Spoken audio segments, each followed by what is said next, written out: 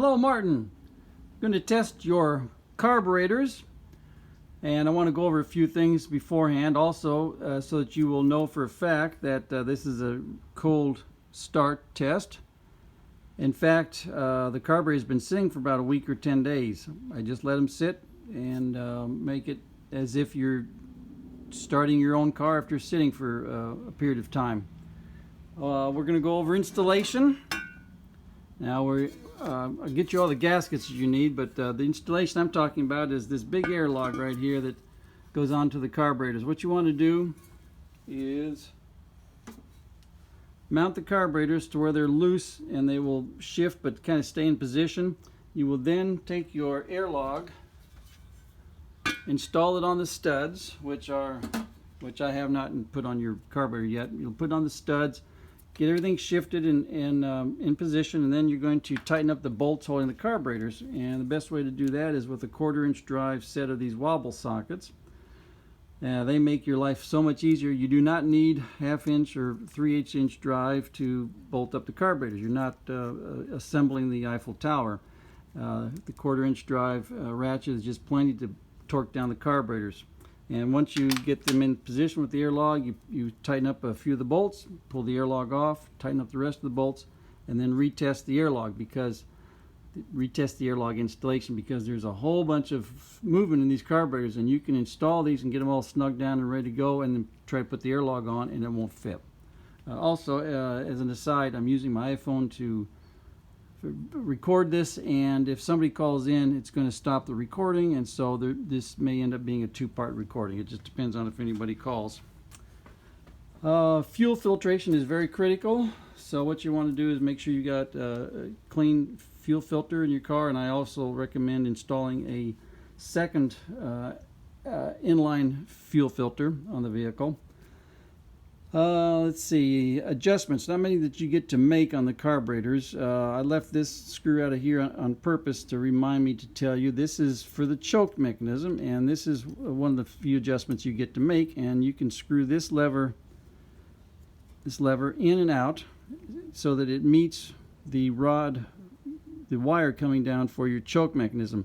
Before you hook anything up, pull on your choke cable on the dash, make sure it's free. If need be, lube the cable and the wire that runs in the cable. And then what's happening is the wire comes down, the cable attaches to the airlock, and the wire comes down and goes into these jam nuts right here, binding screws. And what happens is when you pull on the wire for the choke, these levers are going up in an arc, curving up in an arc, while the cable is trying to pull straight up. So you get a bind, and that's what makes it hard to pull the choke sometimes. And what I will suggest is you push on the accelerator to take pressure off of the choke mechanism, because when you pull the choke, you'll notice right here, you're also moving the throttle linkage. So a couple of handy hints there. Let's see what else. Oh, fuel. Obviously there's a reason for having the priming lever on the fuel pump, and that's because these things have a tendency to evaporate fuel, especially with the crappy fuel we have nowadays. And also, excuse me, they have a tendency to have fuel leak out the bottom, because all your accelerator pump diaphragms are on the bottom. But I've done my best to seal these up to where we don't have any leaks to speak of. Yep, got a small leak right there, see, so I'll tighten that up. That's another reason I let these sit, check for leaks. This side didn't have any leak, this one did, so we're going to get that cleaned up. Right now I'm going to prime the carburetor with the priming lever, make sure we got plenty of fuel up there.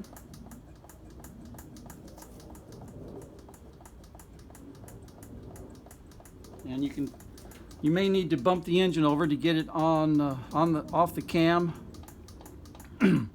So if you start trying to prime the carburetors with the fuel pump and nothing happens, then bump the engine until you get resistance, and then start pumping away, and you'll feel the fuel pumping, and then eventually the resistance will stop on the fuel lever.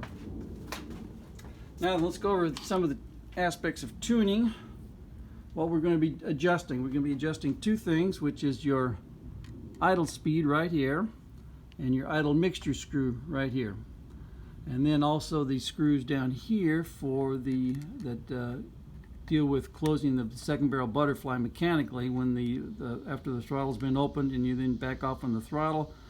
This lever right here, which is connected to the first barrel carburetor, has a pin that connects to the second barrel carburetor, and when you close the throttle, it forces the second barrel closed, and there have to be a certain amount of play back here. So you can over tighten these enough that where you are artificially opening up the first barrel. So we have to make sure that those are not over tightened. In fact, I'll show you that right now.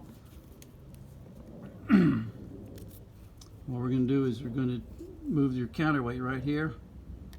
See a little bit of play right there? We want a little bit of play in that counterweight. And that play will vary depending upon where you've adjusted your carburetor. So you have to pay attention to this. See a little bit of play right there? That means that second barrel butterfly is not tight against the pin and possibly artificially opening up the first barrel. Now then, what we're going to do with the idle mixture screw, we're going to screw it in until the engine stumbles. We're going to screw it out until the engine stumbles, and we're going to get our midpoint.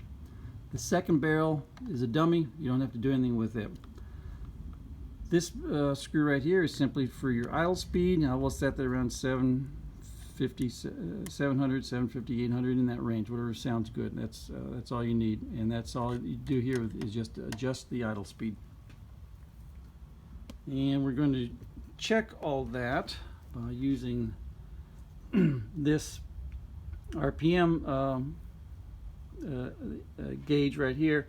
And what you'll be able to see is the actual drop in RPMs and the increase in RPMs as the screws are adjusted. And what you're going to do is get your optimum RPM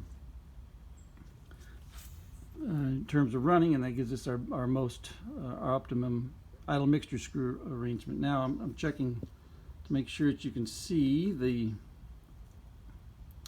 synchrometer, which is the best tool to get for adjusting your carburetors, and this is the BK 1 to 35 kilograms per hour, and this one right out of the box is perfect for the 190 SL. And we're going to use this on all the throttle plates right here, all the butterflies. And what we're looking for is on the second barrel, the factory reading would be around between 2 and 2.5, and when they get worn out they get much higher, and what that increases your idle RPM, and you'll see that our machine work gets them down to the very low, to the 1.5 area. And then in terms of airflow on the first barrel of each carburetor, you want to synchronize so they have the same airflow on each carburetor. It means they're both drawing the same and they're synchronized. Let's see, the chokes are tied together because this is the main spring right here for the choke levers, and this one just is a follower, and if you don't have it tied off right here, it flops around. And as you can see, the chokes work like they're supposed to. Okay, so what we're going to do now is, let's see, I think we're all set. We got fuel. Switch on. I think I'll goose it once just for fun, and then I'm going to choke it. See what we get in the way of a start.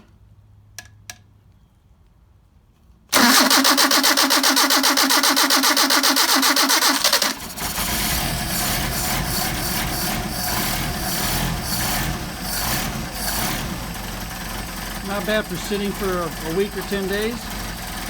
And we got a nice idle when we're cold. Now I got to get it up to, you have to get this the engine up to operating temperature before you make any final adjustments. So that's what I'm going to do right now.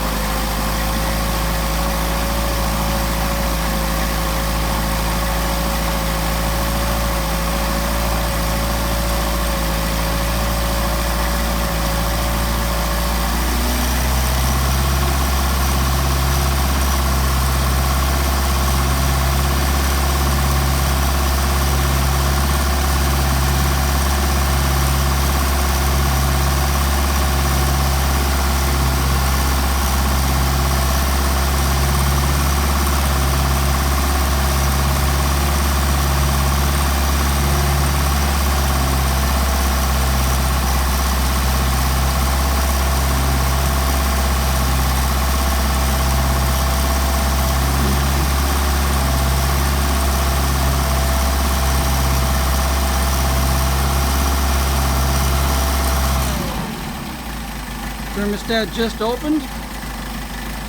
Alright, now we're warmed up.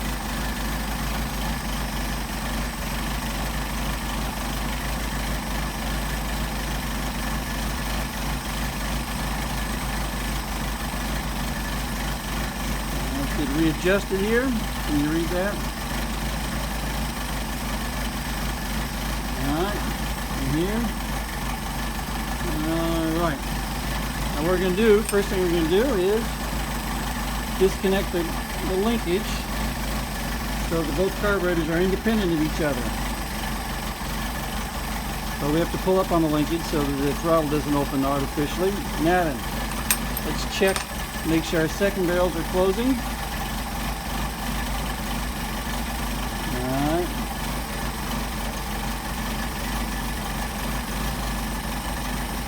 Alright, we got 1.5 there approximately. Over here, 1.5, so we're good there. 1.5, so we're good. We got a good draw, or lack of draw through here. Next, we're going to check our air draw through the first barrel. So we're at 6 right there. 6.5 right there. So what we're going to do is bounce this one up a little bit.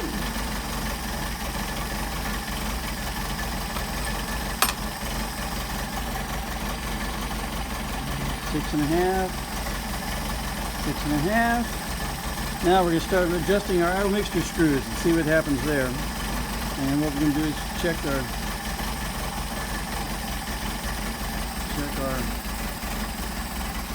RPMs here.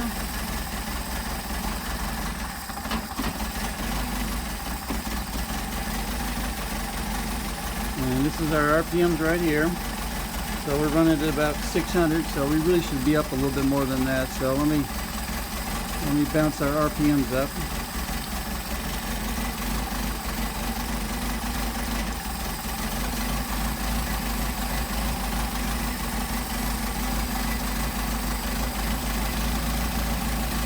And check our airflow again. About 6.8. Now let's just start adjusting our idle mixture screw.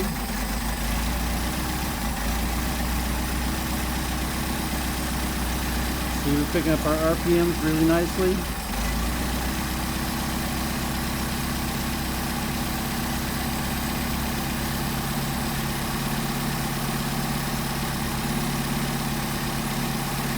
Now we want to screw back in. Out too far, so we want to screw it back in.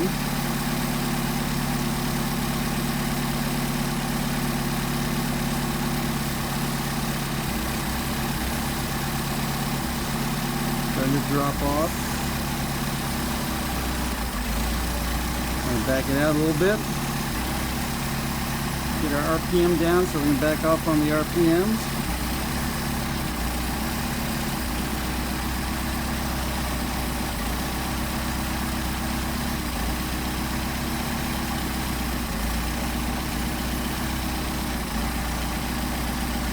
At 800, see that's 7. I'm checking I'm using the synchrometer to check our airflow.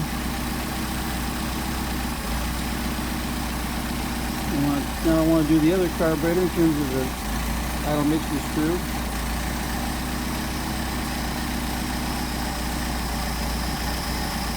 Alright, too far out, now we go back in. Picking up RPM, up, that dropped off, so we're going to back it off. And keep playing with this back and forth.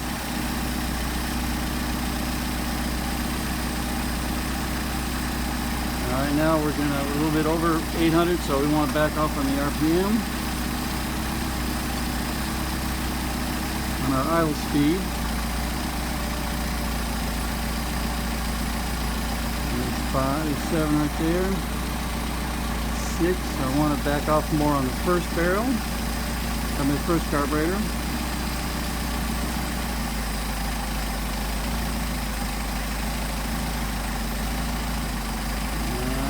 5.5 to 6. 5.5 to 6 on the, and we got 700 RPM idle. Go back here.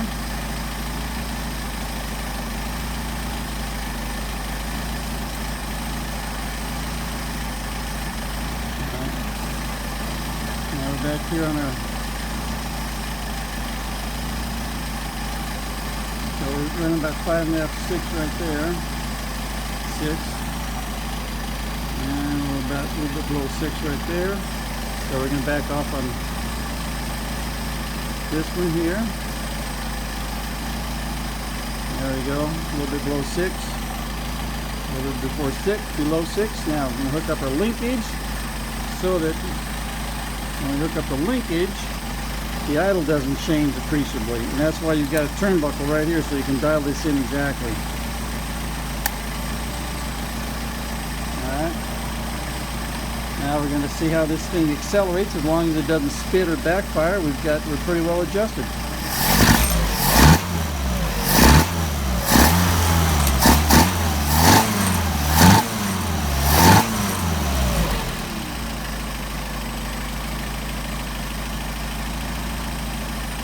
Check our idle, back about 700.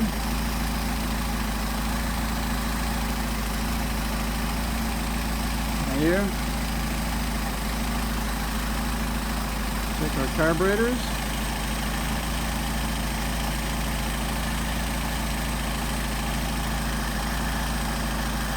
Alright. Now we're going to try a hot start.